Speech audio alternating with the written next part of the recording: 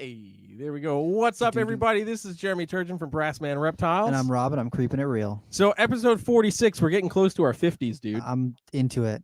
Are you into the 50s? Yeah, I like the nifty 50s? I like a mature. Oh, wow. That's where we're going. I'm super excited because tonight we have very special guest. A very special guest. The amazing Mr. Garrett Hartle, the from amazing Reptile Super Reptiles. Dwarf King. Yeah. Let's get Garrett in here real quick. I'm super pumped for this episode. Boom, Hello. there what up, dude? What's How's up, it going? man? Garrett Hartle. Could you guys see me about 2 seconds before this? No. Were you chugging a drink or something? I drank this and then I was like hacking my lungs out. And you're like, let's get them on. And I was like, oh, they're coming. Not right time. It's like Garrett just dying right now. Swallow the Corona. I'm live. Just bury it deep inside, like down there with the emotions. I'm okay though. Don't cry. We're ready. Cry. Yeah, no crying on live streams. That's a rule. Are we live man. already? Oh man, We We are. are live. We are live. Yeah, that's So, just like everything get else in my into life. For the people who might not have known a little bit of your background story, what got you into reptiles? What really drew your passion for reptiles?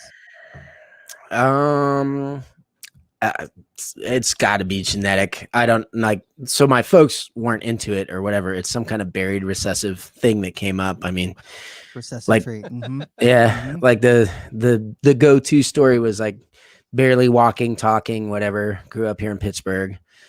Went down to the creek. My mom said, so I was probably like 2 or something. I caught a water snake and I had it midsection, mid-body in my fist. Oh, and I'm damn. squeezing the dickens out of it like only a 2-year-old can. like kid, yeah. Yeah. And it's musking and peeing and biting me. And I'm saying, look, Mm. Mom, ow. Isn't it pretty? Ow. Can I keep it? Ow.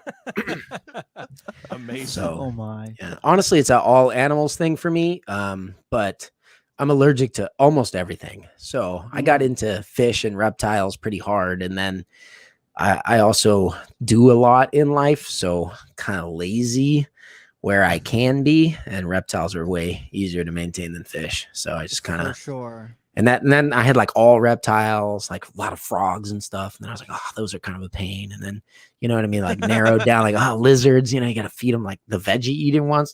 They're gone. Tortoises, iguanas out, you know, Really? narrowed it down to like, you know, cricket. And then later it was like roaches only because those were a little bit easier. So I still had all the odiatra and stuff.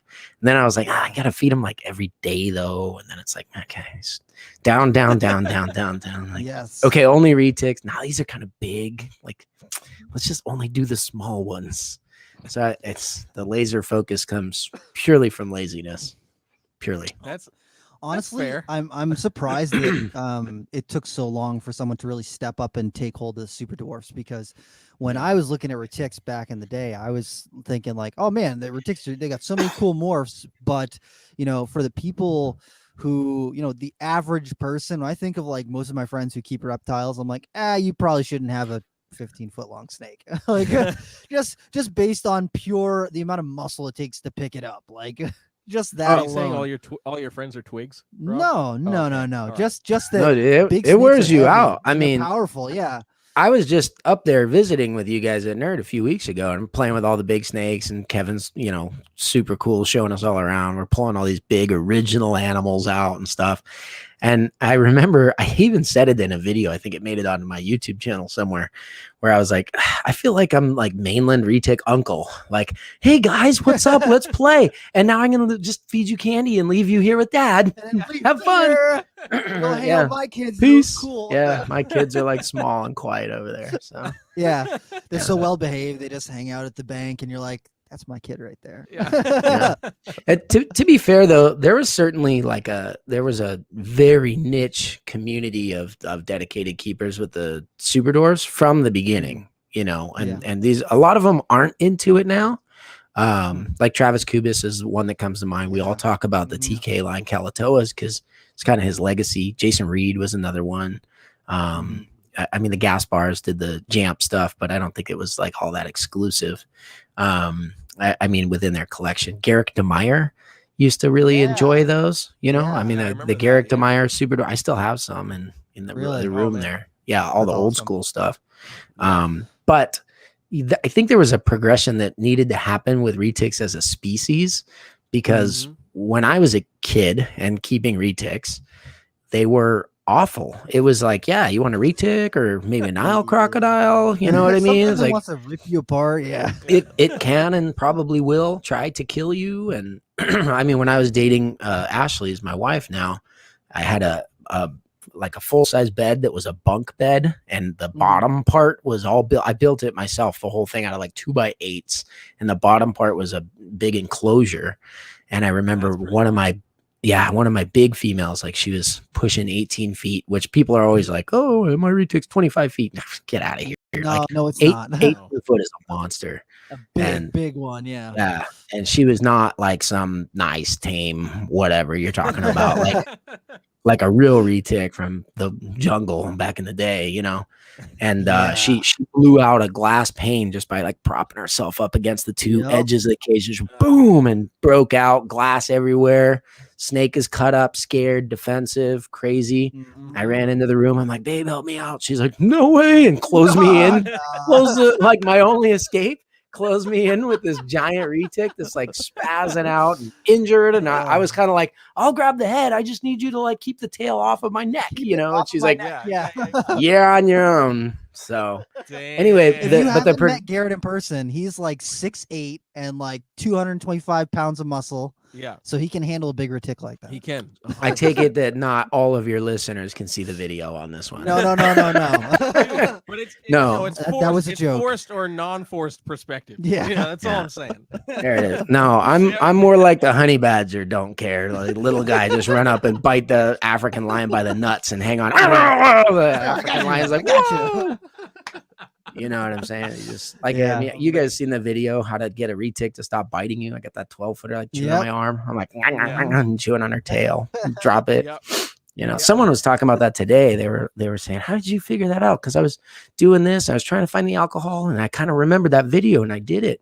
And I said, now how family friendly is this podcast? You can do whatever you want. Say whatever the fuck you want, dude. Okay.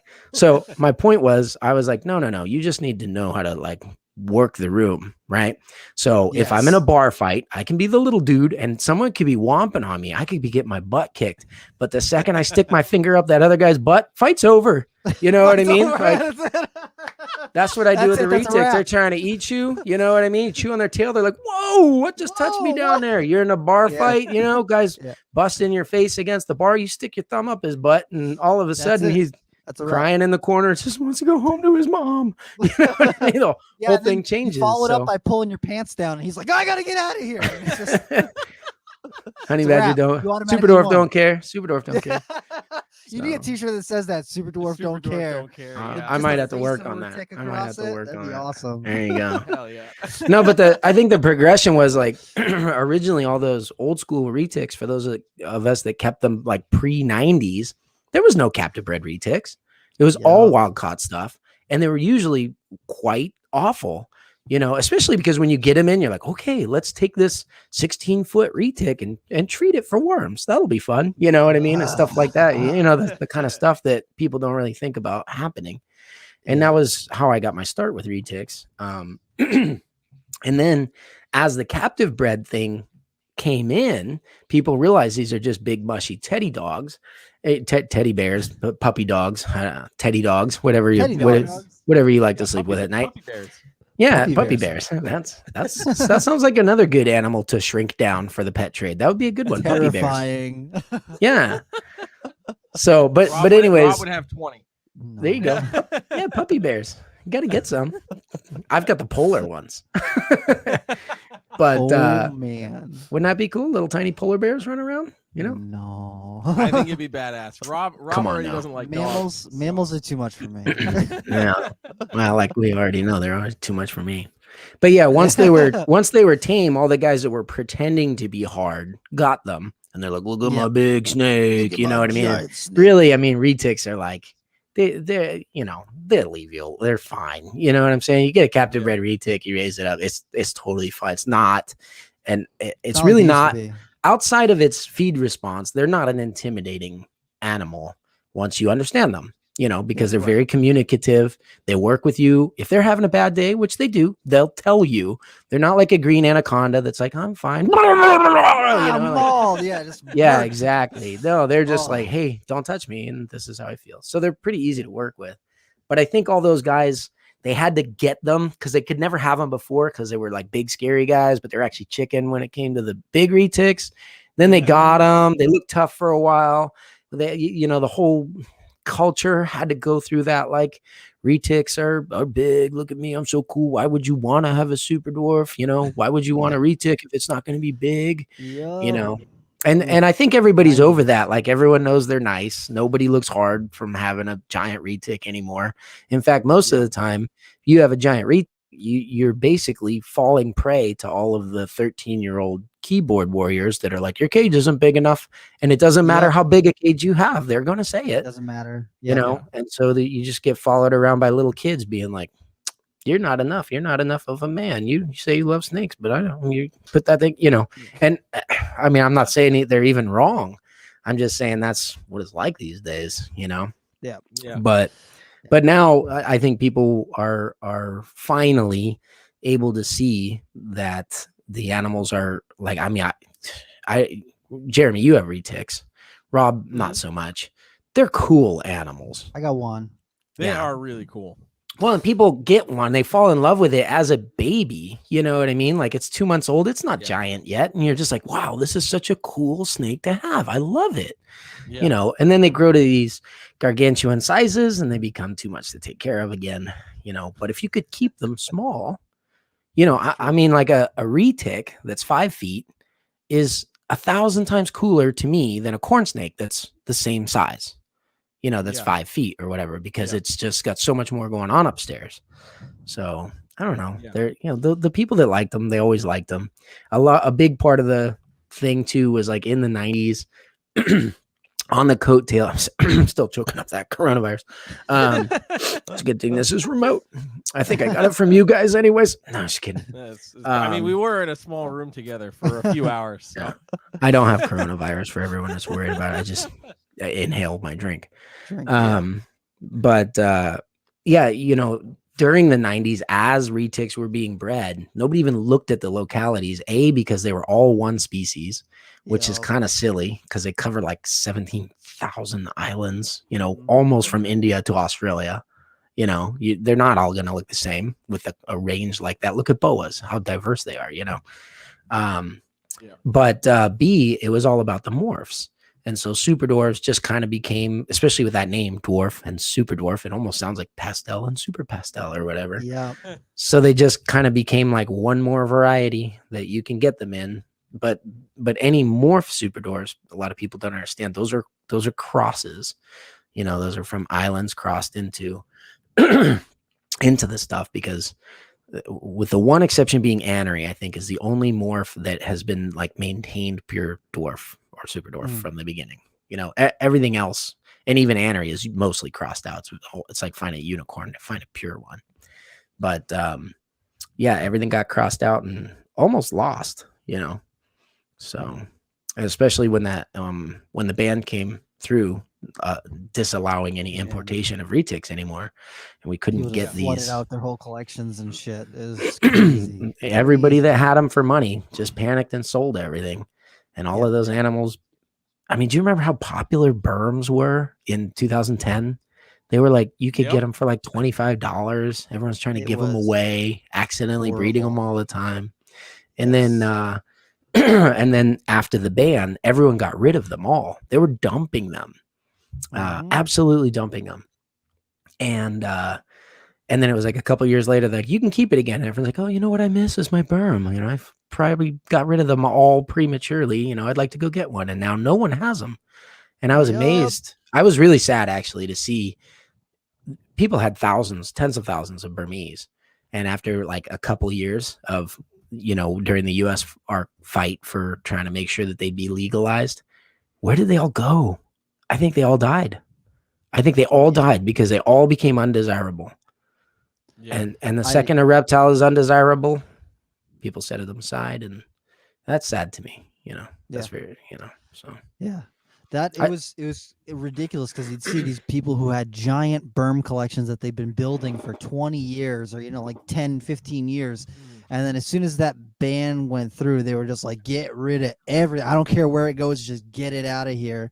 And then, when they became legal again, there was a lot of people looking to get back into breeding berms, but just finding them, like any of them, right, was ridiculous. And before the ban, you could get a 4-gene homozygous berm. They weren't common, but they weren't even expensive. Yeah, it was like $500 if you want an albino green labyrinth granite. You could get them for like $500, $700, $600. Yeah. And now if you get an albino green, it's that much. And people had to build up. Yeah, people had to build them back up from nothing. Yeah, it was crazy. Like when I got my my labyrinth male, like the price tag, I think it was like around $1,000, and I was like, for a berm? Yeah. This is post ban. Yeah. Yes. Yeah, because my first labyrinth was $5,000. It was albino though, but that was way pre-ban. That was old school. Yeah. I love the labyrinths. I thought they looked crazy. Oh my gosh, when the first hypo labyrinths hit, I was like, this has got to be the coolest. So I'm not a berm guy. I do like pretty much all animals. Berms are just about the most boring python to me though, honestly. They are. Yeah. Well, and it coupled with like how sensitive they are to diseases and stuff. I just and their skin is just saggy. They're just blobs. And there's I don't put any kind of reptile down because there is a reptile for everyone. Oh, absolutely. And if you're like a weird wheezy blob, berms are probably perfect for you. Actually, Rob, I was listening, right? I mean, the thing about pet owners looking like their pets. So I was actually listening to the podcast you guys put out. For me, it was last week. Probably won't be by this recording now. But I just got back from a 2-day road trip. So I'm exhausted. My voice is shot, everything. Yeah, right. Welcome to the podcast. But but I listened to your last podcast and you guys had me rolling because Rob, you were talking about what was it like? Oh gosh, it was like the retic people that are like, I'm all big and jacked and like, look at me. And then you're like over here, like get out of here. Yeah, and then over here we have like the frog people that are like a little bit cold and clammy, kind of dweeby. Quiet, the arachnid guys are like freaks, weird, super freaks, super fucking scorpions are even super weird. And then you have like the bearded dragon crowd that are like, hi, I'm just bobbing at you, and look at me, I have a cute shirt on, or whatever. And that's bearded dragon owners. And then you actually brought my name up. You were like, and then there's Garrett, kind of in his own category here by himself. And you had me rolling until that point where I was like, wait a minute, what's going on? You literally like called out every segment of the reptile industry. And then you were like, and then there's Super Dwarves with Garrett. And it's just Garrett, Garrett Hartle by name over here by himself.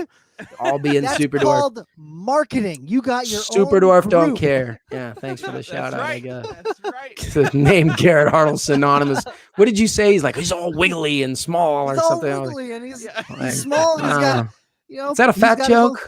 He's got people that he's got people that really like him, and the people who like him like really like him. And everyone else is like, I don't get it. See, you understand. Come on now. It's an evolution. You guys will get there someday too. Yeah. It's fine. I don't know about that. I'm actually, honestly, Rob, I think you would like them because retics are cool, but if you do get in, because I'm not just a Super Dwarf guy, I really like localities. The only thing that's cool about Super Dwarves is like it's so much easier to have 100 of them. I don't know how many I have in that room right behind me, but this is like a little room in my basement. I've got a couple hundred retics. If those were mainlands, it would be insane. Yeah. But I have 7 different dwarf and super dwarf localities that we work with, and then 4 or 5 more mainland localities that I work with. And I don't sell those or anything. I just keep them for me. Yeah. But I love all the different, localities of them. And so Rob, you're big into the scrubs. I love scrubs. And before I decided to just do super dwarfs, scrubs were my last holdout. And the thing they shared in common was this. You said, you're surprised nobody like kind of took super dwarves or whatever. But I started working with them because I love the animals. I can't believe people can't see the value in them for what they are. It's like you either have to slap some fancy marketing on them, or you gotta, you know, make a cool morph to get somebody's attention. And you're like, oh my gosh, have you ever just like sat down with a pure Jampea? They're fantastic. They're amazing animals. And the scrubs are actually in a very similar vein, where they're super arboreal, but they're very like visually oriented. They're constantly thinking. A lot of people don't get them. You know, like a scrub python, it's not something that you don't just buy it like a bearded dragon, be like, look, I have a relationship with it because it's a little moron. You got to earn that. And the super dwarves are like that too. Like retics are super cool, but they're just the size of them and the strength of them. It actually kind of like, I don't know, it slows them down a little bit.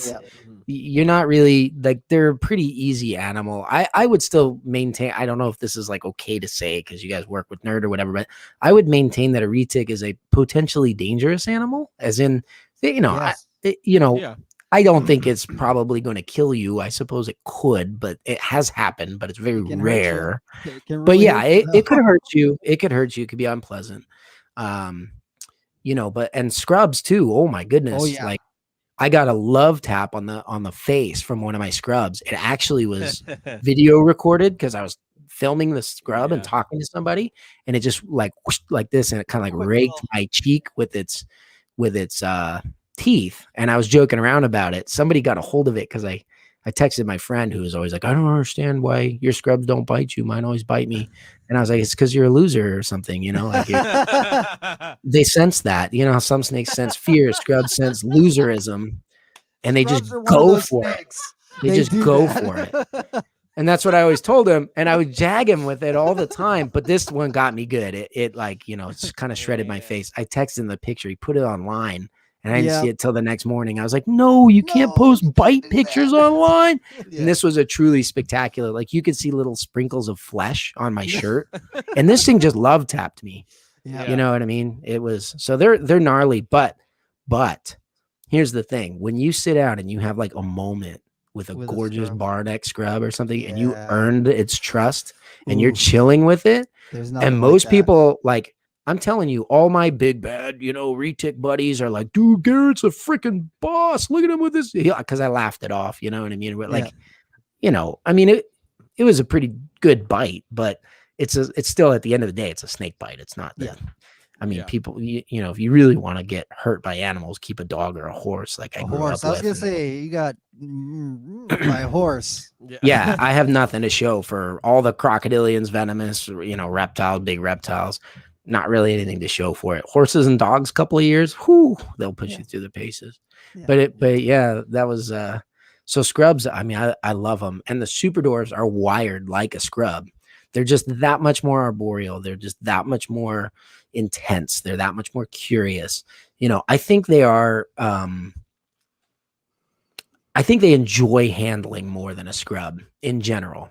Probably most scrubs are like, I'll tolerate you for right. So a super dwarf, though, they're long, they're lean, they're scrub-ish in size. You know, like you know, a big dwarf retic is going to be like maybe 13 feet or something if you get one from us, and then the small super dwarves are maybe like 7 feet or something. So kind of like the smaller scrubs, but they're like a scrub that enjoys being handled. You know, so oh my gosh, it's just the best of everything. You know, they're still super cool. You know, you've got I love the locality stuff because there's like a connection to an actual geographical part of the world. You know what I mean? And then the connection you can have with your animal. Like the worst thing for me, I had a video of this on my YouTube channel. I like, you know how retics, you guys work with them. You know how retics, like they don't like when you take their eggs away. Those are their babies. They will die defending their babies if they need to. And my sweet retics are great. They trust me, and I can go in and pull eggs pretty easily. But what I'm saying is, like, those mothers, they're very good mothers. People don't understand that. They don't think a reptile can be like that. Retic mothers are like, whew, man, they're better than a lot of human mothers, you know?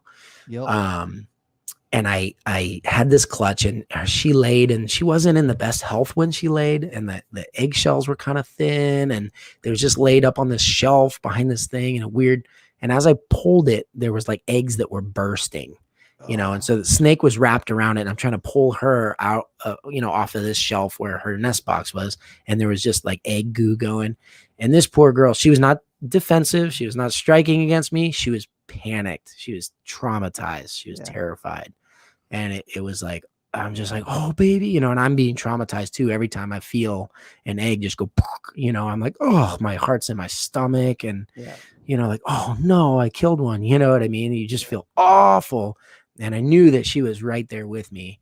And as traumatic as an experience it was crazy to go through that with an animal that most people think just wants to kill you or is completely instinctual.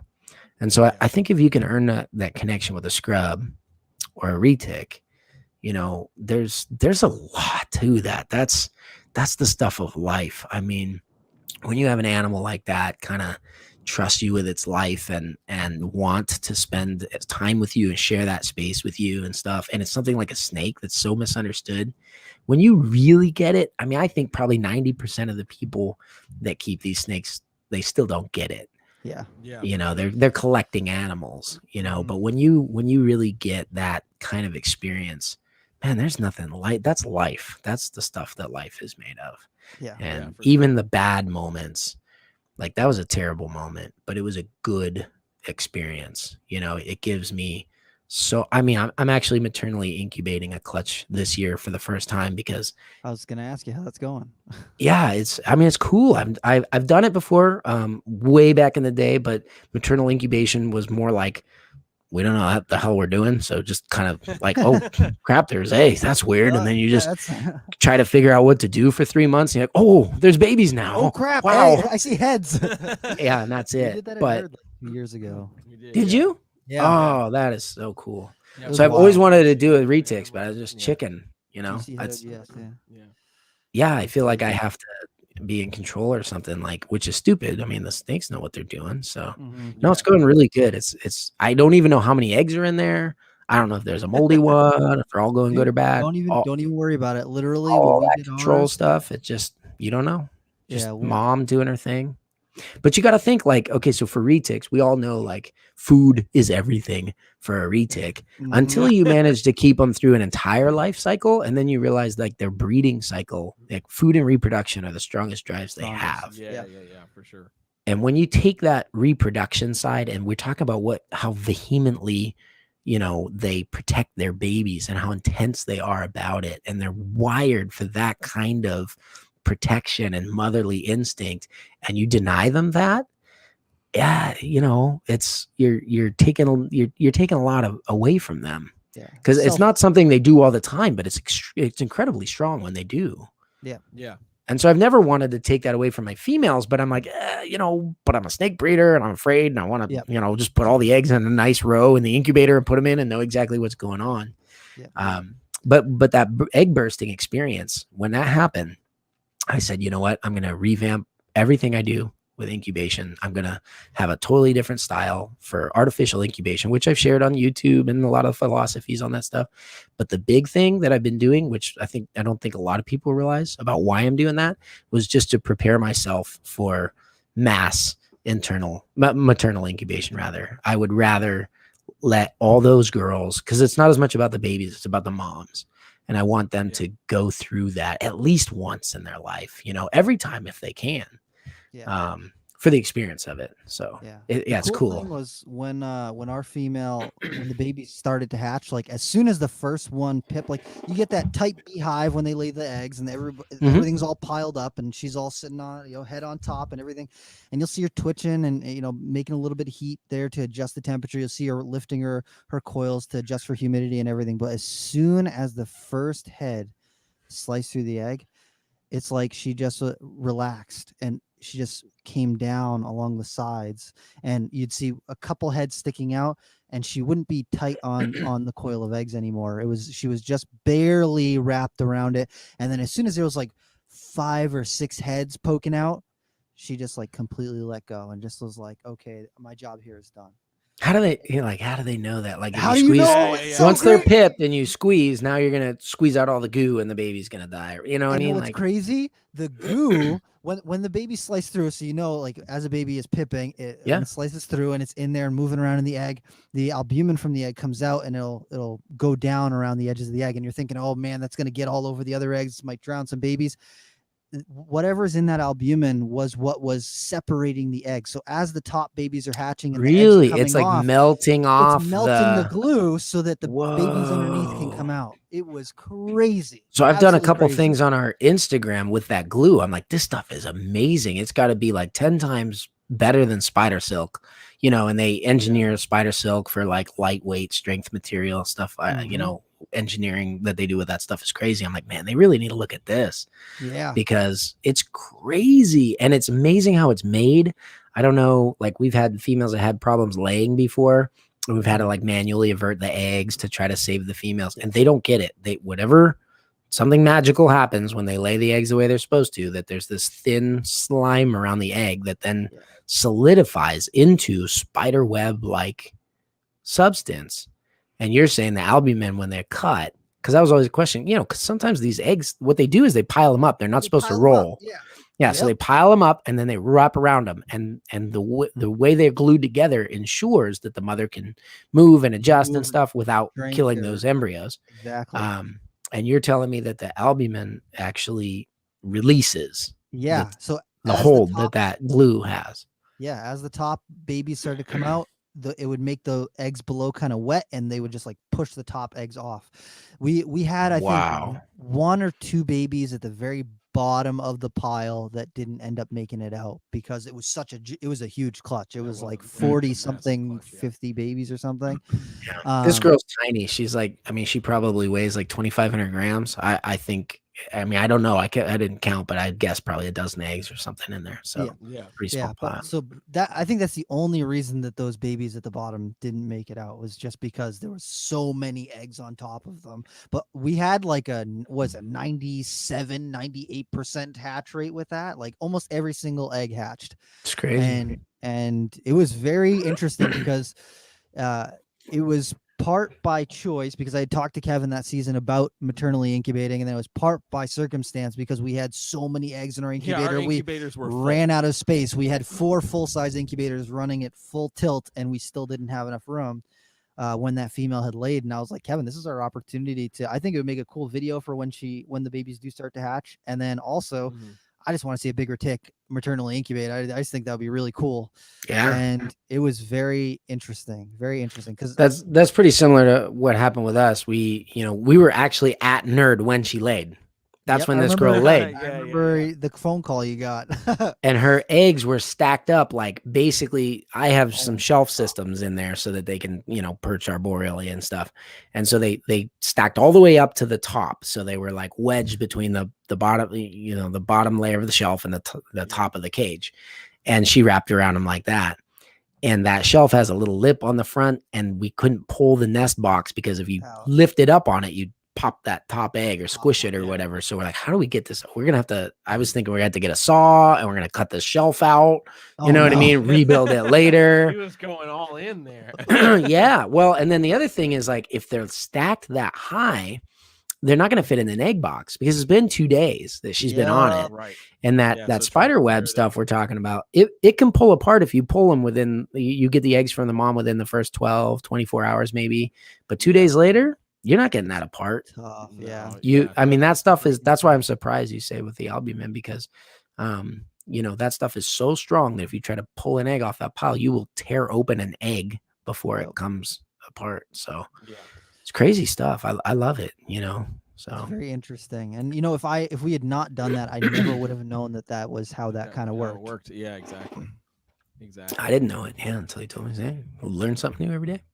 There you go. Hey, it's not a wasted not day. a wasted day. That's what I always say. You learn one new thing in the day. It's not a wasted day.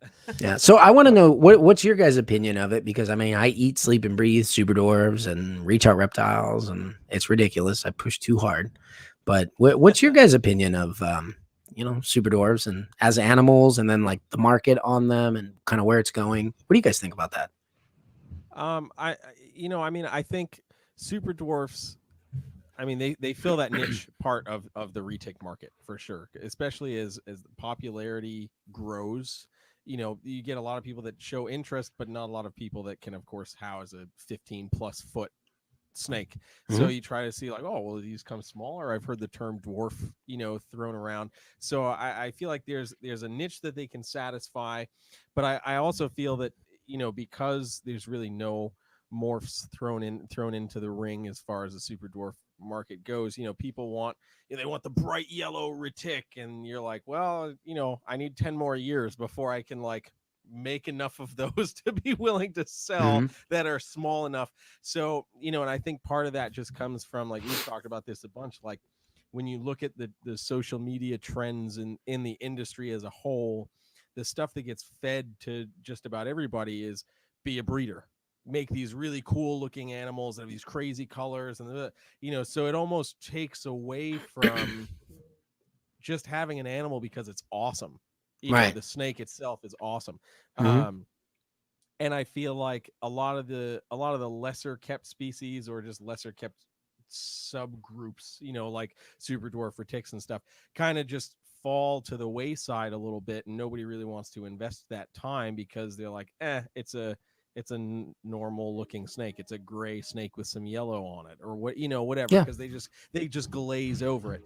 But I do think as more people are getting invested in it, it's just like anything else. As more people think like, oh man, actually that is kind of cool. That attention comes to it, and I mean, Rob and I have talked before, like, what you personally have done with Super Dwarfs, at the very least, the amount of attention that you've brought into Super Dwarf reticulated pythons has, I think, played a massive role on just the overall understanding of what they are like, and their value and importance in the industry, and just how badass they are.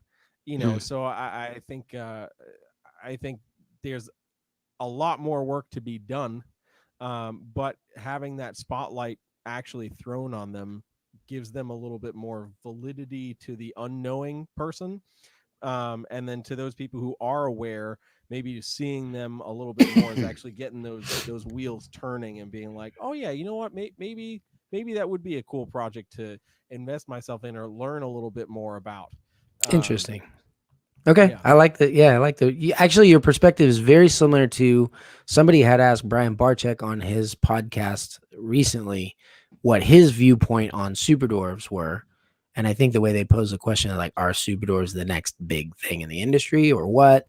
Yeah. and he actually answered somewhat similarly to yours, just about the colors and temperaments, not having the mainland colors and temperaments, and then lots of work to be done.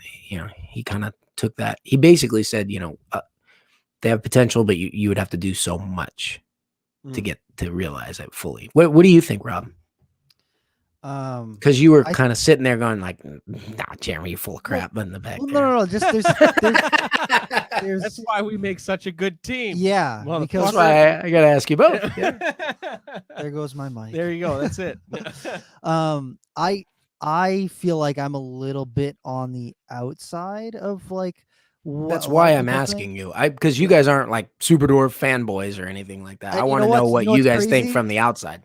The one retic that I've got is a Super Dwarf, a 57 point whatever % Super Dwarf, cool. Tiger, Anery Tiger, and so the way that I look at it, I feel like it should be swapped with mainlands. I feel like the Super Dwarfs should be, when people go and think about, I want to get a retic, they should not think about mainland retics, because the average person, I just feel like, is not willing to invest the amount of time, mental space, energy, actual physical space to do them justice. Like I feel like, I'm going to go on the high side and say that like 80% of people who keep retics in the United States don't keep them well enough. Like, you think that's retics. The high side? I think you'd have to defend like how they really truly should be kept. Yeah. I would say it's higher than that. Probably. I'm Yeah, I'm but I'm gonna go from a place of no, that's I'm okay. not I mean, it's to an where I throw arguable people under the point. You have bus. to you gotta have to Yeah. define what's good for the animal. But go ahead. Yeah. And honestly, when people talk about they want a retic, I would much rather see people get a super dwarf or a dwarf than go out and get the mainland just because it's got pretty colors. And it's like, yeah, it might have pretty colors, but are you going to give this animal a good life for its whole life? Are you going to make sure that it's getting mental exercise and physical exercise and all this, that, and the other thing? And I feel like the super dwarfs, it's much easier for someone who's interested in them to give them that thing that they need and that they deserve, as opposed to mainland, where most people are going to be like, oh, an 8-foot cage, cool, that's awesome. And like I feel like that just does such a disservice to the species as a whole, because like Mhm. I'm not a retic guy, but I still think that retics should be kept like well, and like much They're a bigger than tops. They're their they're like a bucket list animal. You know what I yeah. mean? It And would be even like then, if you like dreamed your whole life of having a tiger, and then you're like, I want to keep it in a dog kennel, dog crate its whole or life, even and in try a to not feed it garage, so it like doesn't get very big. Like why yeah, Yeah. Yeah. What's the point? yeah, Yeah. Yeah, why? no.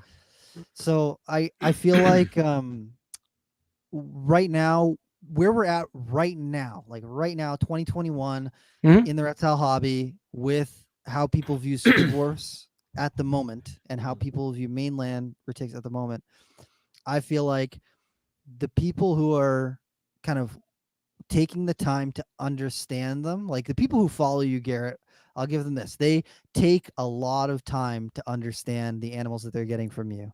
They put in a lot of research. They don't just go, oh, little retic, I'm buying it. And most of the time, at least from what I'm seeing from They're people who I super see picky online. too. The animal has to hold up. Exactly. You know So what I mean? If they say I they're don't want putting in something that research gets on it. over 10 feet, and then I sell them something that gets 12 feet, they're pissed. Yep. You know what I Yeah. mean? So yeah, it has to hold up. But anyway, go ahead. No, just the people are putting in the time and research that I feel like they deserve. And when people buy a mainland retic right now, 2021, what is it? We're February now. Yeah. Most people who buy a mainland retic is just like, oh, it's got pretty colors, cool, I'm gonna get it. Oh, it's a cow. Oh, it's an albino. Oh, it's a golden child. They don't really think about the the bigger macro picture of it. Yeah. picture of what's going on with Mhm. getting that animal. And to me, I'm just like, that kind of bums me out. And seeing like so many people just get like they get one retic when it's little and they're like, I love this thing, and then they get 12 more, and I'm like, okay, first off, you're not thinking about where 12 more adult reticulated pythons are going to go. That's a big one too, because if you get one retic and you know it's going to get big, and then you're like, okay, I knew it was going to get big, but holy crap, this is big, because about 9 foot is where people start dumping them in rescues. Yep. Yeah. Right, Yep. 9-10 foot. They're like, geez, it's 2 years old. This is going to keep going. You know what I mean? Yeah. And it's getting hard to handle, right? If it gets over that size, and they start Yeah. dumping it. But before it gets that size, like within the first year, I think, now understand, like, so I used to work at Prehistoric Pets, and then I bred retics before I worked there. And I have sold, especially through Prehistoric Pets, probably tens of thousands of like over 10,000. We'll say that retics, lots of mainland retics. Mhm. And a lot of people that go into their first retic, they want to make sure that, yeah, I mean, not everyone, but most people that are decent human beings, go in there and they want to do a good job. They're a little bit intimidated. They have a little bit of fear of the unknown, and they ask you a lot of questions, and they do a lot of research. Unfortunately, they're not educated, they're experienced. So a lot of times they're asking the wrong questions. Am I right? Yep. Yeah. Yep. But at least they're asking questions. Then they get that snake 2-3 months. They feel comfortable. They come back, and it's like, boom, boom, boom, boom, boom. I got 2, 3, 4, 5, 7, 8, 12. And their first retic's not even a year old yet. Yeah. And now all of a sudden it's like, do you understand what it would take even to minimally house 12 retics? Yeah. Yeah. Yeah. And everyone has great Small house. intentions.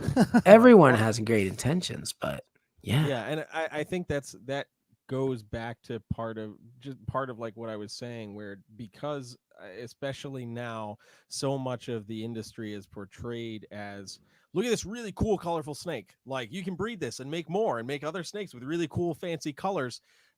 You get those people that are just like, especially when you think that retics comparatively are not that expensive. You can get some No, really pretty No. and retics people for get not a lot of upset. money. People get Yeah. upset because at Nerd, even for normals, I start at like usually $200 and go up from there. And people are like, Yeah. "Well, I can get a normal retic for $75," and I'm like, "Not from us, you won't, because the No, Yeah. person no, who's you gonna can spend you can go get them $75 for on it." free. Yeah, Go build Yeah, build yeah. a cage. You can get adults for free any day of the week.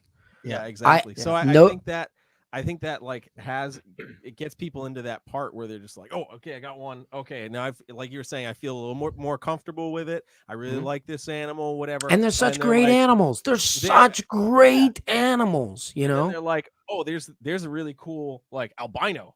I don't have an albino. I need that. It's only $150. Yeah, let me grab that really quick because it's really pretty. And I think that's where one of the biggest problems is, because it's Yeah. like, oh, well, I can just Mm. get all these really cool, pretty snakes, and there's no thought of the future. Right. Even as you Well, were just saying, like minimal housing requirements. Think about what that is. let me so this has been an evolution for me too. I continue to learn. I try not to be judgmental of anybody, but let's think this through for a second. I mean, one of the cool things about the reptile trade is that it used to be thought where reptiles and fish were like disposable animals. Kind of, I mean, you think like if your kid's goldfish dies, you try to run to Petco and grab another one that looks just like it and drop it in there, so you don't have to have the death talk with your little kid today because you can't handle it. And reptiles were like that. People would spend. They didn't want to spend as much money on the enclosure as the animal. And when you had to have green iguanas that were $5, or you could win a baby American alligator at the fair when throwing a golf ball into a cup or something like that. Do you know what it takes to house an American alligator? But the guy at the fair told me it won't outgrow this 10-gallon if that's what I keep it in. But these guys are trying to sell you the 10-gallon. You won the alligator, now buy the tank, because that's where I make money, because the alligators are, I mean, let's be honest, that's basically free. So that's kind of the problem with the retics. And Rob, you were saying that it's flipped. So if I might offer a little bit of insight, just having been on both worlds, because I mean, you guys saw me at Nerd. I love retics. I love scrubs. I love bloods. I love the short tail pythons. I love all of it. I love ball pythons. I love, yeah. No, I mean, I do. I think ball pythons are amazing. I probably wouldn't keep like species wise as a pet. They're not as interesting to me, but oh my gosh, my favorite thing to do every time I go to a reptile show, because I don't go to a lot of them, but when I go to a reptile show, I don't go look for all weird, obscure things, because I've seen the Shinosaurus, but what I want to see is the new ball pythons, because you give that market 6 months and then you walk through and there's so many like something brand new. Yeah. holy crap moments. Well, some of it is like that animal. I almost bought one at the last show for $5,000 and it's $200 now. So there's that holy crap, which I'm not invested. So that might make a lot of people feel a certain way, but to me, that's just really interesting. The other side of it is like the people who geek out. Kevin is a perfect example on what the genes actually do, and then they use them to paint these new things naturally and genetically. It's incredible. In fact, I take a lot of my inspiration for my retic projects from ball pythons, because they're just light years. I mean, the retic guys are knuckle draggers, So if I might offer some insight, first of all, Jeremy, you were saying like, oh, there's this retic niche, and I think it's the Super Dwarf niche of the retic world is small. I don't see it that way at all. In fact, I almost never sell Super Dwarfs to retic guys. The guys that really love retics, I mean, they want to be able to feed their snake a deer from the side of the road. That's their thing. You know what I mean? Yeah. They don't care about Super Dwarfs. And if they get into Super Dwarfs, they do it for the wrong reasons. It's because they're breeding the crap out of their mainlands, and they can't sell all the babies because the market is not as big.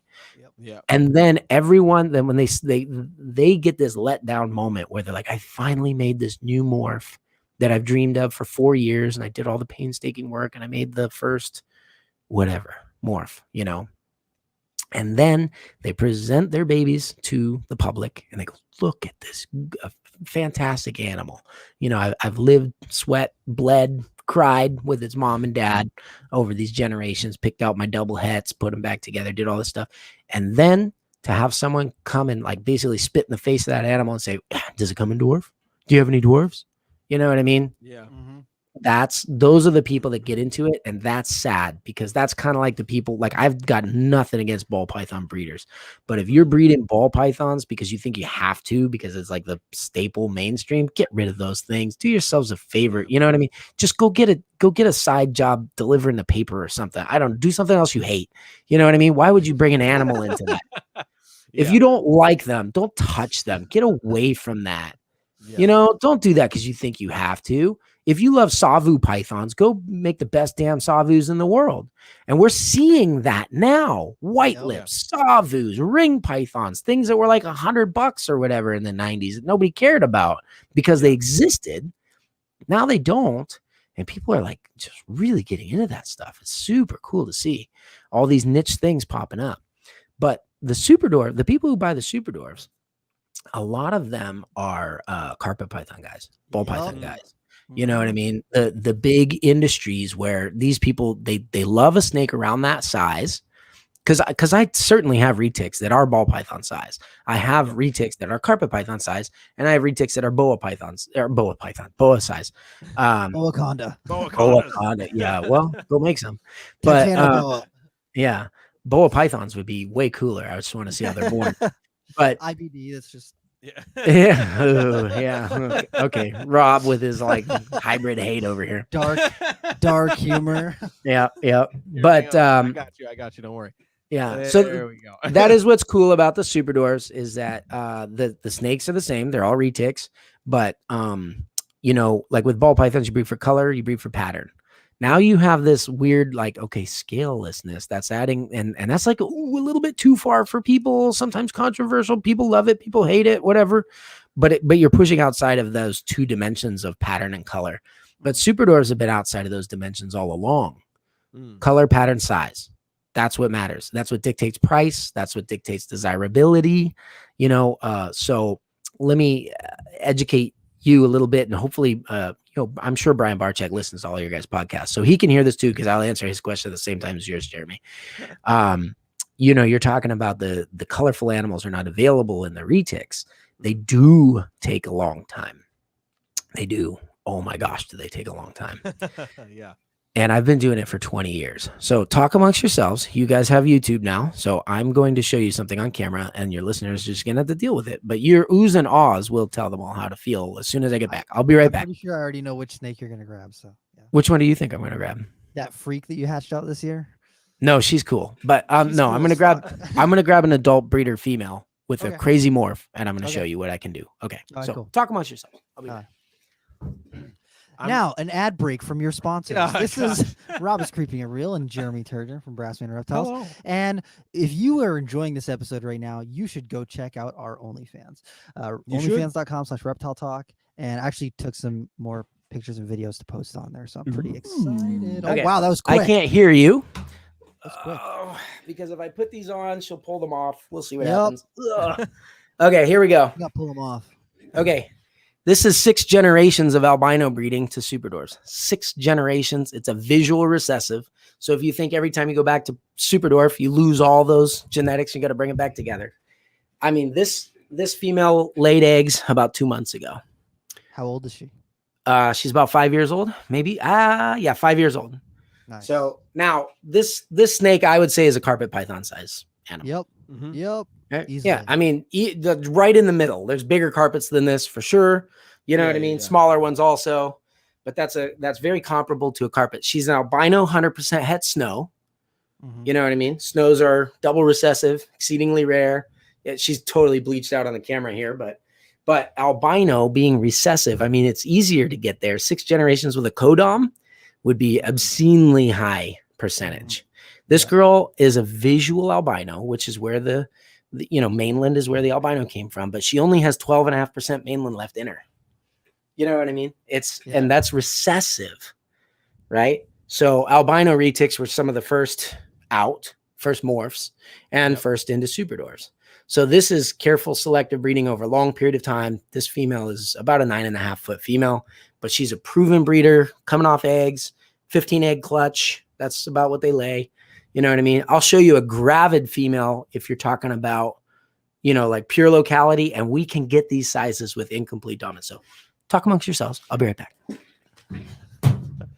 So if you're very upset that you can't see any of these animals, you can also go to youtube.com/brassmanreptiles and check out the Reptile Talk playlist so you can actually see them. I should have been narrating it as he went, because that's, for me, when I listen to podcasts, that's the most frustrating fucking thing in the world, is when they're like, look at this think thing. We would have it happen, and now Garrett is kicking it off with some bullshit.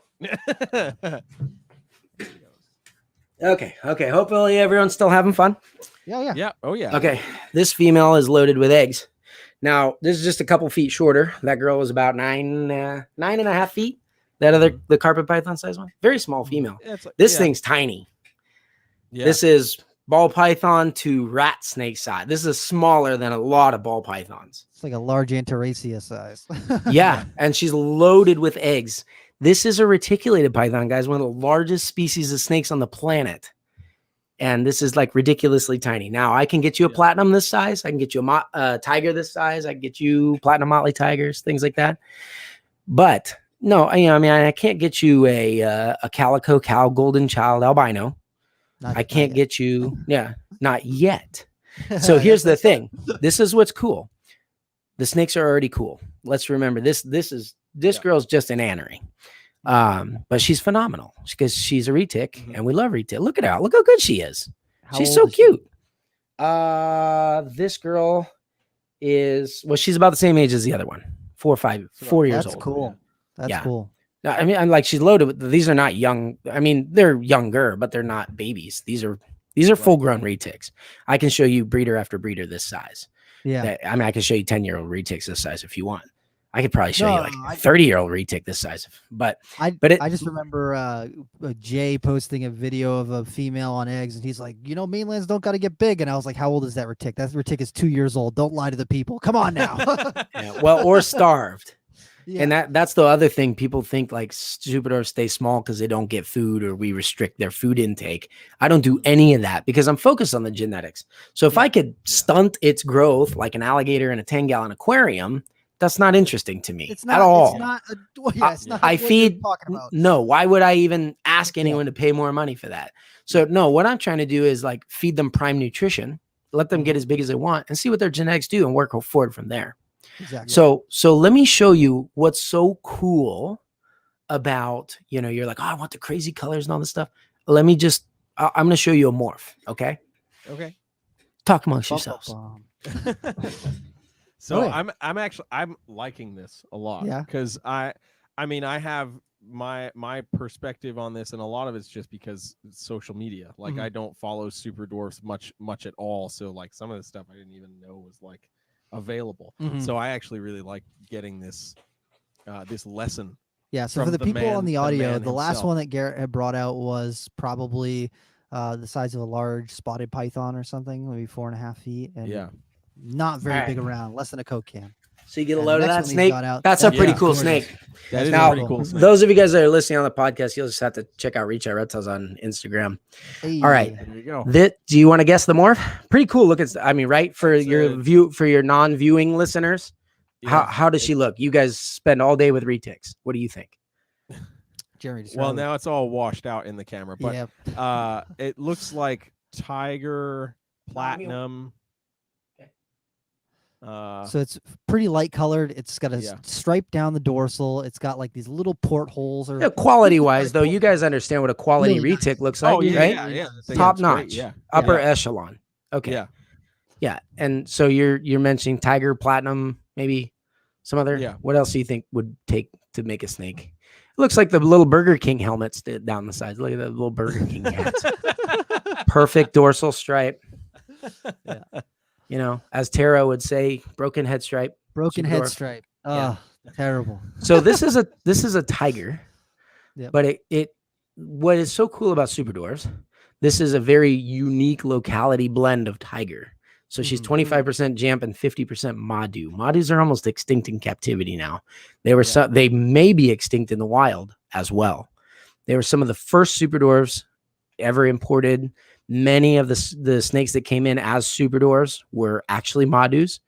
They didn't even call them Madus back then. They called them Honey Islands because the island didn't have a name. Honey Islands. Yeah. 50% Honey Island, 25% Jam. So the islands didn't even have a name. So all the guys that like to be like, Garrett Hartle spells his localities wrong. I'm like, you show me the written language that they're in, and I'll tell you, I'll concede that I spell them wrong because it's all phonetic. You don't, if you can Google it on a map, that's cute, kids. But, I've been breeding these and working with these since before Google. So shut up. You know what I mean? Like Google doesn't get to pick how I call these things after 20 years. So anyway, Madu Island, aka Honey Island. This is just a tiger. So this to me represents what retic selective breeding should be all about. This female should be about 8 feet as an adult. She's ridiculously good quality. It's almost, people say she almost looks like a jag something all the time. I was going to say that she looked almost like she has jag in her. Yeah, except look, no wobble. In fact, she's completely healthy, outbred, diverse genetics, all this kind of stuff. And so my point, listeners, there's no wobble because he's already holding it upside down now. No, that's a lie. I had to. I'm sorry. Yeah. So I mean, my point is like good, strong, healthy genetics, selectively bred, exquisite results. And this is a tiger. So for me, Rob, you're talking about everyone's like, oh, you got to breed. And this is not some double het, mocha, anthrax, posset, pied, whatever, that's not even valuable until you make babies. This is simply a tiger reimagined after 3 generations of selective breeding. Now I can show you tigers that look entirely different from her because I've taken that one simple incomplete dominant gene, 3 direct, generations in another direction. Yeah. But this is what it's about to me. Yeah. You know what I mean? It's about perfection and refining an idea, a thought that you have about the way retics should be, and it's classic and it's beautiful.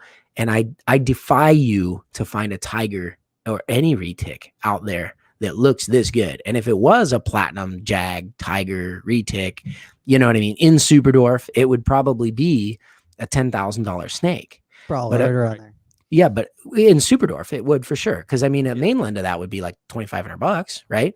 So, So I mean, but this just being a tiger, if I hold stuff like this back, I grow them up and I breed them out, and I get whole clutches of these. Yeah. All of a sudden, people can have its simplicity, its beauty. It's almost a minimalist approach to keeping Super Dwarves. And what I want, you like this look? Take that. You like the pure Karompa look and that clean, pure locality tie to the island that they came from? Take one. You like an albino? There's an albino. And now I want you to set this thing up in a 12-foot by 8-foot tall, 4-foot deep jungle biodome in your living room. And I guarantee you that my life's work into making snakes like this will bring you joy every day of your life. Breed it, don't breed it, do whatever you want. This is an amazing, look at her temperament. She's phenomenal. She's a baby. She's very calm. She's just like any mainland, So I would say, Jeremy, Brian Barczyk, all those guys, the people who say, hey, they've got so long to go. You are right, but you may not understand how far we've come. Yeah. Because it's getting pretty freaking cool over here. Yeah. And that is why the market is exploding. Yeah, Garrett, you need to send me an invite so I can come hang. Yeah, we need to come to the snake room. Some badass stuff. I told you when you guys left my podcast, you're welcome to come anytime. So 100%. We need to make that happen. Because I was just saying to Rob, dude, I want that. I fucking love that. Now here's the thing. Rob, sorry, go ahead. No, I was just saying to Rob, when you were going to get that girl, I was like, I love this because I'm not like, I don't really follow Super Dwarfs much at all. So a lot of where my viewpoint comes from is just from what I'm seeing from other people, which is of course very limited because not many people are working with them. But like this is the kind of stuff where I'm like, oh man, yeah, there is some pretty badass So- stuff. The fact that that's just a tiger Yeah, It's that's just a pretty wild. tiger. is This is how far ridiculous you to can me. take tiger. You know what Yeah. I mean? And wait until you see me put her to a pure anery madu. What that does, you know, you have an anery tiger, Rob, but this one's going to be cooler. You know what I mean? And here's the thing: like you guys work with Kevin, and Kevin he's amazing, you know, but he likes those. He has big retics. He has big water monitors. He's got crocodilians and stuff like that. Even the smallest crocodilians, they take a tremendous amount of effort and care, and they're not for everybody. And even these super dwarves, I say all the time, like, this is maybe not for you. People are like, can you guarantee me this is going to stay under 6 feet? And I'll tell you this, there are super dwarf breeders who would sell you one like that under that guise. And I say all the time, that tiny female that I showed you guys, she's over 6 feet. That animal's 6.5 feet. I would never guarantee you that. I would say if you need an animal that stays under 6 feet, you need to get a colubrid. I say don't get retic. Yeah. You need a colubrid. You know, now maybe you don't understand how manageable a 6 foot retic is, because a 6 foot retic is closer in size to they're smaller than ball pythons. Most of the people that come to me that look like ball pythons, they get 4 or 5 feet long, something like that. I'd like to step up in size, but just a little, 6, 7 feet maybe. And I go, okay, like, you know, your average 7 foot super dwarf retic is smaller than most of the ball pythons you have. Smaller, longer, but scrubs are the same way. How long is your bar neck scrub? She wasn't much bigger than that albino girl I pulled out. No, she's probably 10 foot. Yeah. Yeah, 10 feet. That's like 2 feet longer than my retic. My retics are long. And you know, but a 10-foot scrub is like, yeah. I mean, if you weigh her, she's the size of a big, you know, if you have a big Volta ball python or whatever, they weigh the same. It's just a different snake. You can't compare it. Yeah. You know, or you can get you have a lot of short tail pythons, Rob. Yeah. You know, the short tail pythons, those are big snakes. Those are pretty big. Yeah, exactly. But I mean, a 4 foot short tail python is big. Did you guys ever see that blood python that I had that was 8 foot 4 inches? I sold it to Forest Manning. That monster. I've seen that snake. Yeah. 8 foot 4 inches. She was over 70 pounds. Jeez. You know, lean, not. She's a monster. That's 8 foot 4 inches. That little albino I showed you, I'm like walking around, throwing around my neck like it's a ball python. That's longer than her. Yep. But that 8 foot 4 inch Bronger's Mai was the biggest snake I had in my collection. She was way bigger than my 13 foot retics. It's probably one of the biggest blood pythons I've ever seen in my life. So I posted her all the time, and everyone's always like, force perspective. So I had one where I laid down next to her. Like, no way, you know, like, and her head is going way beyond my head and tail way beyond my feet. And I'm like, that's not force perspective. It's like top down. She's longer than me. So you need to see if you can find that picture and send it to us so we can post it on Instagram for the Reptile Talk episode. I'll have to pull it up. Yeah. I may only have the cool force perspective ones of her where she looks like she's about to eat a German Shepherd or something. But anyway, this is what I'm talking about. Simple beauty. And what I am telling you is that the market is going this way. People are tired of the noise. If you can make a 4 gene, 5 gene, 6 gene recessive retic, but they all look like, you know, Kevin makes fun of Jay all the time, like, oh, all he makes is yellow bananas or whatever, but he's cranking all these cool things. You know what I'm saying?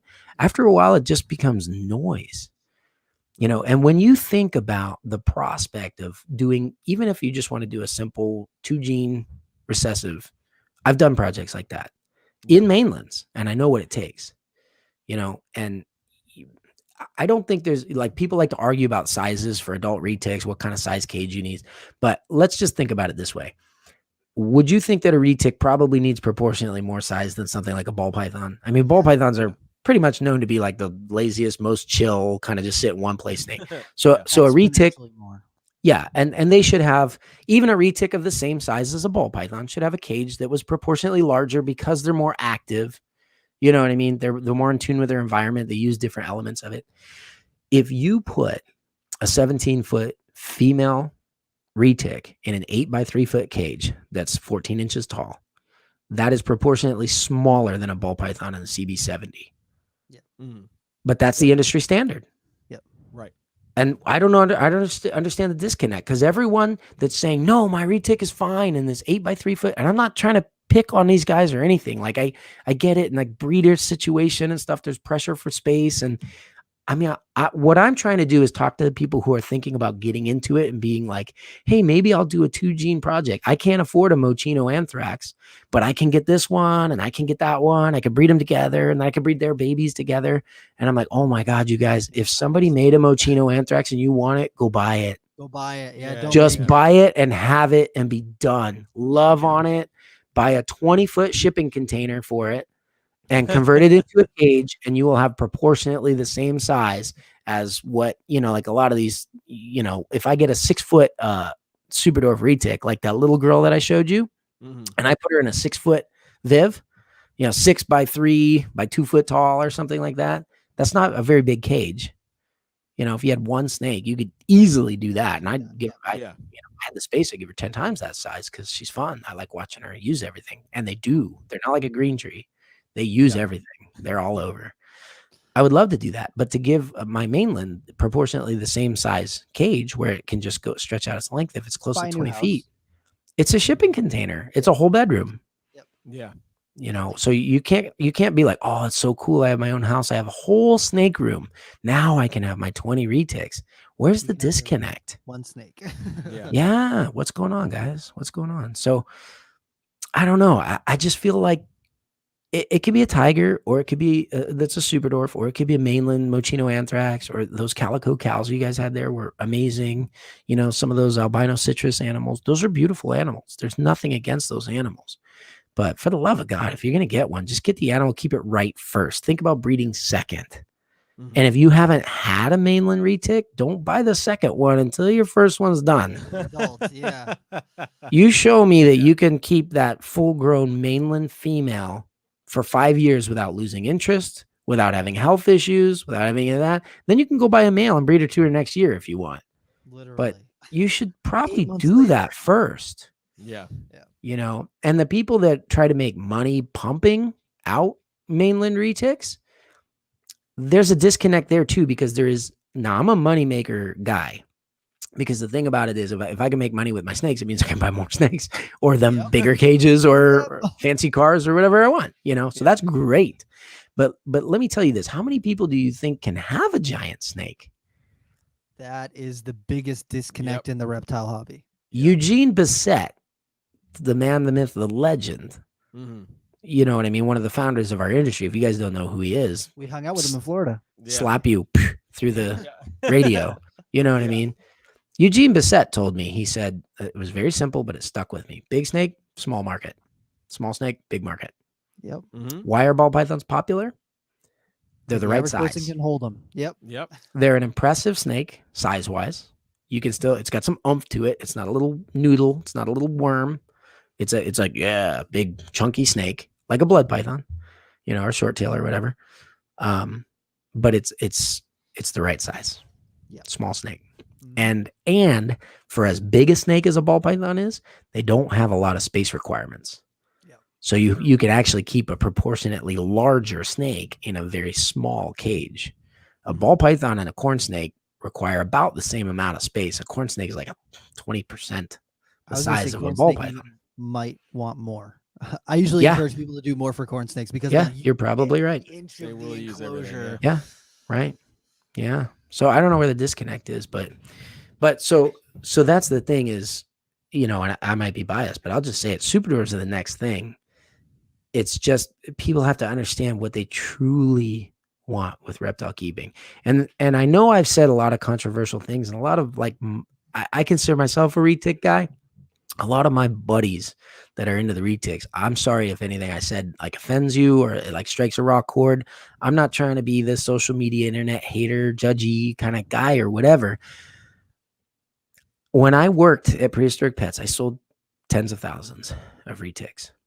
I think I can count on one or two hands how many of those I still know of. And that was only 10 years ago. And they should live 30, 40, 50 years. I don't like that. So this market, bringing it back to basics, educating, I'm making the snake that I know that you want. Somebody, this is super cocky or whatever, but if you're getting into retics, you don't know what you want yet. Mm-hmm. There are so many people that buy that first snake and they don't have it again because they screwed up big time when it comes to retics. Yeah. I know what you want. I know what you're going to learn. I know where you're going to fail, and I know what you're going to adjust into because I've done it painfully myself a lot of times. I'm trying to save you the learning curve. I put an immense amount of time into educational content that I put out to help people think through these things and see the end of the road that they're deciding to go down. You know what I'm saying? I pour into that, and it's because I absolutely love all 10,000 of those retics. I'm so passionate about the animals. I absolutely love retics. You know what I mean? I remember a lot of them. Like, oh, remember that one with like the heart halfway down its neck? Oh, dude, that guy's side rosettes are like up on top. What the hell's going on with this thing? And he doesn't exist anymore. Yeah. You know what I mean? And that was my job. And I was a lot younger and much more naive. And I thought I was doing a good thing because the thing about humans, I know you guys like to dabble in psychology a little bit on this channel. The thing about humans is we always expect everyone else to be like us. Yeah. I expect people who buy a retic to have done their research, to understand what they're getting. I mean, I had that 18-foot wild caught nasty monster exploding through 3/4 inch thick glass to get out of her cage. You know what I mean? And I ran in there to help her and save her. She's all cut up, and I'm risking life and limb there but I'm worried about the animal. You know what I'm saying? Yeah. I expect the customers to be like that. 10 years later, they weren't. And that you guys that are listening, I love you guys. 99.9% of you are not. You're not either. You can have good intentions, but you don't know. You don't know what you're getting into.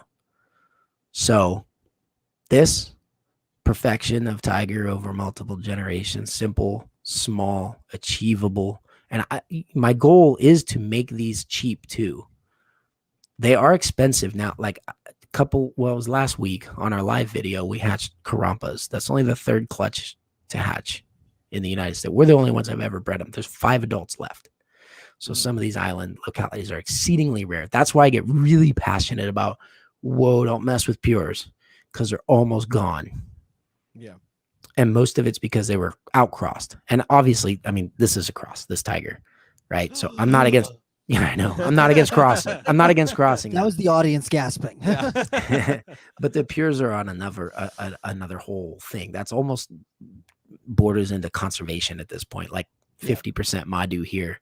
I have, for the first time in 20 years, a clutch of Madus incubating.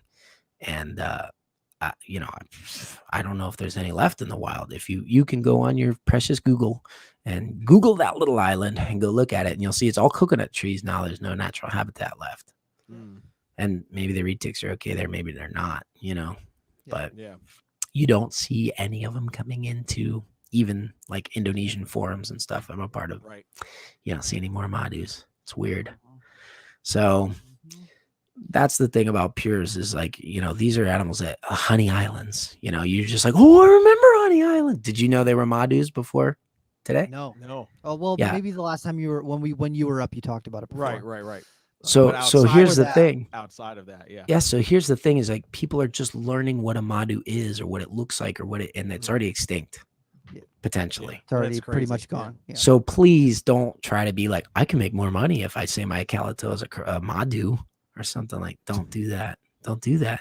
The Karampas, the really rare ones, I'm going to like sucker punch everybody that is not into like pure Super Dwarf stuff. They're $10,000. Arbitrary number that I picked. And I've released a few of them, This was the first clutch I sold an okay number because we hatched 9. That's a huge clutch for a Karampa because they're the smallest of all the retics. Yep. And so I kept 3, which you can do the math. I sold 6. Yep. They pipped the eggs last week. They're all sold. Wow. Yep. Hold on. The real question is, did you sex them already or no? 2.7. Yeah. 2.7. Great odds. I kept 3 females. That's crushing it. Yeah. That doesn't happen to me often. most of the time it's like they all died. So here's the thing: the people that are like, oh, Oh my gosh. And here's if you want to buy a Krompa for me today, you got to get on a waiting list. You might wait like 2, 3 years. Waiting list. Yeah. And everyone's like, oh my gosh, I'm not gonna wait 3 years to pay 10 grand. What this fool talking about? What an idiot. But if I told you that it took me 14 years to get a clutch, because wild caught retics are not easy to work with, even when they're small. They don't like to lay eggs for you. They love to beat themselves up. They love to have. It took me 14 years to get my first clutch of Krompas, which was 2020, just this time last year. One of my females was $37,500. So if you can wait 2 years and get them in 10 G's, I mean, just put it in perspective. What I'm trying to do is I've got the unique ability through my super lifelong nerdiness about these stupid island localities and crazy little retics to amass like actual legitimate ones and put them together with all that. And then the market has been good. People love these. If I told you I was going to sell this thing, I'd have her. People are begging me to buy this little tiger, and they'll, those calico cows you guys had were amazing, but I can guarantee you I could sell this for more with a phone call. And that's nothing against the animals. I'm just saying that people get it now. It's a brave new world. Animals, reptiles are not disposable anymore. People want something. This is a bonsai tree. People want to grow this animal up its whole life and have it indoors. Possibly, I got a little cage right there that's like it's a 20 gallon. It's their playground during the summer. And I get my little, I sit here and I stare at a computer screen. I'm on a podcast all the time. I was editing videos for YouTube, taking pictures of snakes, staring at screens, talking to people, retail. And every now and then I need to go, and I need to look over and I need to think about a little beach with a little island retic on it out there in the wild that someday I'm going to go to one of these remote islands because I've never even been there. It's just an imagination and a dream for me at this point. And all that stuff it's a lifelong dream. And if I could share that, the connection that you get with nature, because if you have a dog, you get a connection with an animal. They're great.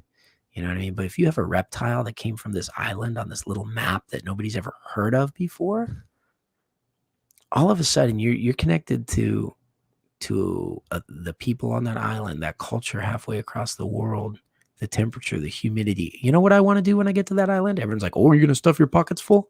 Hell no. If those sticks are still, I would rather take my babies with me and dump them. You know what I mean? Yeah. No, what I want to do is I want to take my shoes off. I want to feel what that coral sand feels like under my toes. I want to smell what the air is like. And I want to see how these retics live. And I want to bring a little bit of that back to them. I want to maternally incubate my animals. I want to give that back because I sold 10,000 retics that never got that opportunity. This is my penance. This is my penance. And that's why I'm so passionate about it, because I think that it's very easy for people in the reptile industry to blame the big breeders at the top for the way things are. It's not them. Guys, if you look at Kevin, he loves his animals. He's passionate about that stuff. He educates people. He tries. It's not them. And we can all do better. Myself, 100% included. My number one goal, biggest Herculean effort for me is to build a gigantic facility, and not so I can have a million more animals, because I want to give these guys like some serious room. That would be so cool. Breed in a place that looks like the Reptarium or something like that. Yeah. The Brian Barchicks of the world, the Kevin McCurleys of the world, these are kids that were passionate about animals that somehow figured out how to collect them from around the world before that was a thing, that learned how to keep them alive. And then in some cases, like Kevin's case, learned how to connect with them on a physiological level. Yeah. A psychological level. Yeah. Oh, physiological too, I'm sure. Come on. Yeah. but no, my point is like, these guys are in love with the animals. Yeah. So if the industry is bad, if the market is bad, if all that kind of stuff, because like, Jay Brewer, I used to work for him. I love the guy. He makes a lot of retics. You know what I'm saying? But I'll tell you this, the retics under his care live. And if he sold 10,000 of them and everyone else killed theirs, I worked there. He does everything he can to make sure that people know how to take care of these animals. You know what I'm saying? Yeah. Now, I continue to do that stuff today. So Education's key. so it's easy to yell at 2 or 3 people that are popular on YouTube, but how did 10,000 of us change? I don't know the answer. You know, but for retics specifically, it's this. Yeah. You know what I mean? It's these little guys. Yeah. You know, and I can still keep the retics. I can help other people do the same thing, but we can do it in a way that's, you know, legit. For sure. Yeah. Was that a long enough rant for you? I think Well, I was that's just gonna say, I think that we've already gone over our time, but that was my I, goal. no, that's well, Hey, we went did over it. we went over time on their Preach. podcast, Yep, so I yep. think it's only, it's only Preach it good. out. Yeah, There's not really a time on our so- podcast. that's true. At the end of our podcast, we always ask people one very important question. And I don't know, I feel like I might know the answer to what you're going to say, but what in the realm of reptiles, be it something that you're working with or something that you've seen someone else working with, or something in the wild that's going on, anything within the greater umbrella of reptiles, what is something about reptiles that's got you excited right now? Maju eggs. Those are I cool. Yeah. Those are that's very African house cool. snakes. That's up there. It's up there. African house snakes is definitely on it. So African house snakes for me is like a new discovery, new road. I don't know anything about them, and I'm getting 60 more brought over. Oh my God! Wait, Jesus. 60 more than the ones that you had when you came up and saw us. Yeah, Oh 60 my new goodness. ones. Yeah. So those Karampas went straight into house snakes. Actually, yeah. So Wait. Okay, I'm just saying, don't ever shit on me again when I buy 10 snakes, Rob. Okay. oh, I don't do things easy. No. I don't do things easy. I do I'm here for them this. way too much. No, the thing that excites me most about the reptile industry, you know, in the beginning, everyone collected one snake and it was a pet. Nobody bred, and everybody had all this diversity. And then people started complaining like, oh, I hate the new, quote unquote, new. But for us now, it's all old because it's the last 20 years. Reptile shows where everything's leopard geckos and ball pythons and bearded dragons, like 3 species in the whole show. And it used to be hundreds. I used to go to reptile shows to see snakes where I'm like, oh, I never heard of that before. I used to import snakes on my own, and I would just pick all the scientific names I didn't know. You know what I mean? No, but the problem was very few people followed with those species. They were just collecting. Yeah. And that's a lot of fun, and there's a lot of diversity and a lot of cool stuff to that. But it might be the worst part of the hobby because it's consuming wildlife. You're taking them out of the wild, you're putting them in a box, and you're waiting for them to die, no matter if that takes 2 months or 2 years or 20 years. You're consuming wildlife. I love captive breeding. I love the fact that the ball python is the perfect snake for people who weren't sure that they like snakes, and that there's enough colors of them at low enough prices that anybody can get whatever they want in a ball python right now, you know? Yeah. The thing that gets me excited is that the pendulum is swinging back the other way, but it's not wild caught anymore. Captive bred Timor pythons, $2,500, $3,500 a pair. Yep. Synzinia are ridiculously expensive. Everybody and their mom is trying so hard to make bolins. If you buy a bolins for a pet, everyone's like, I hate your guts. Yeah. You should die. You know what I mean? It's true. Yeah. I love the people that are like, you know what? If you like ball pythons are cool. Like, you know, guys like Kevin, what he did with ball pythons, you know, Justin Kabilka is the man, you know, like these guys are doing awesome things. And I love to see what they do with that stuff. And I can enjoy it from over here as their little snake uncle or lizard uncle or crocodilian uncle.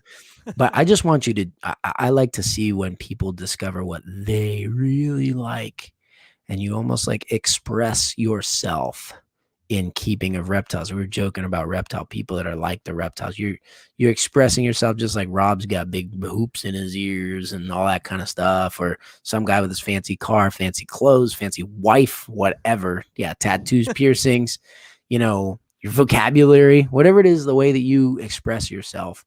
Reptile keepers that express themselves with reptiles while challenging themselves to provide the best possible husbandry, to develop the market so that other people can share and learn to love the species that they work with.